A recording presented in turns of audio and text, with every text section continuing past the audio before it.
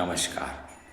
শ্রীমদ্ ভাগবত গীতা দ্বিতীয় অধ্যায় সাংখ্যযোগ শ্লোক ২৬।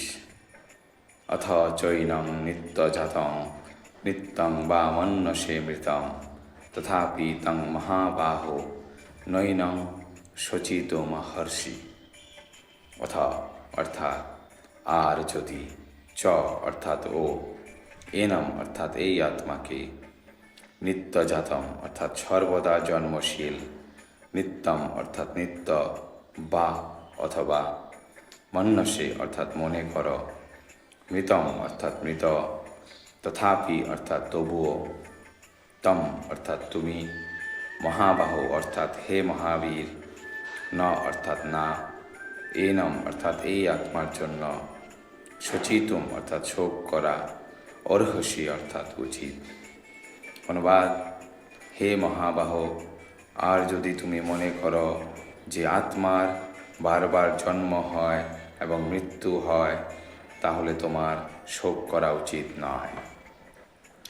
তাৎপর্য: প্রায় বৌদ্ধদের মতোই কিছু দার্শনিক আছে যারা আত্মার দেহাতীত স্বতন্ত্র অস্তিত্বের কথা মানতে চায় না। ভগবান শ্রীকৃষ্ণ যখন ভগবদ্গীতা বলেন, সেই যুগেও এই ধরনের নাস্তিক ছিল।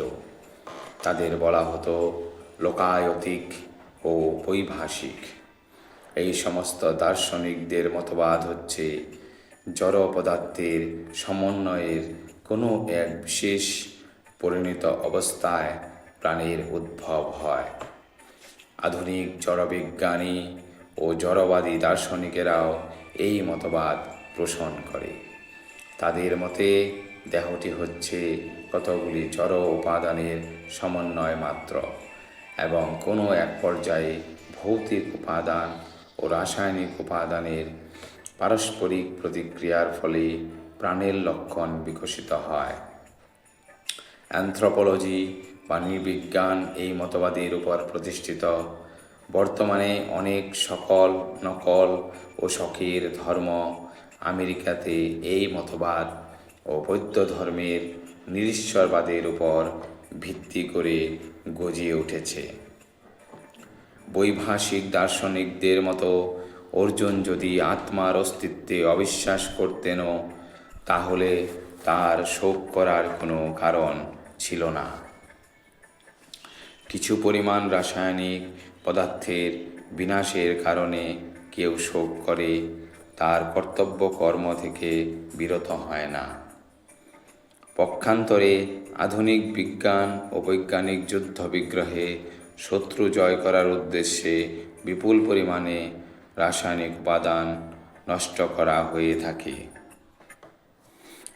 বৈভাষিক দর্শন অনুসারে দেহের সঙ্গে সঙ্গে তথাকথিত আত্মার বিনাশ হয়। সুতরাং অর্জুন যদি বৈদিক মতবাদকে স্বীকার করে আত্মার উপস্থিতি মেনে নিতেন কিংবা আত্মার অস্তিত্ব স্বীকার করতেন, কোনো অবস্থাতেই অনুশোচনা করার কোনোই কারণ ছিল না। এই মতবাদ অনুযায়ী যেহেতু ঘটনাচক্রে জড় পদার্থ থেকে প্রতি মুহূর্তে অসংখ্য জীবের উদ্ভব হচ্ছে এবং প্রতি মুহূর্তেই এই রকম অসংখ্য জীব বিনাশপ্রাপ্ত হচ্ছে, তাই এই ধরনের ঘটনাবলীর জন্য শোক করার কোনো প্রয়োজন নেই। যদি আত্মার পুনর্জন্ম না থাকে, তাহলে অর্জুনের পিতামহ ও আচার্যকে হত্যাজনিত পাপের ফল ভোগ করার কোনো ভয় ছিল না।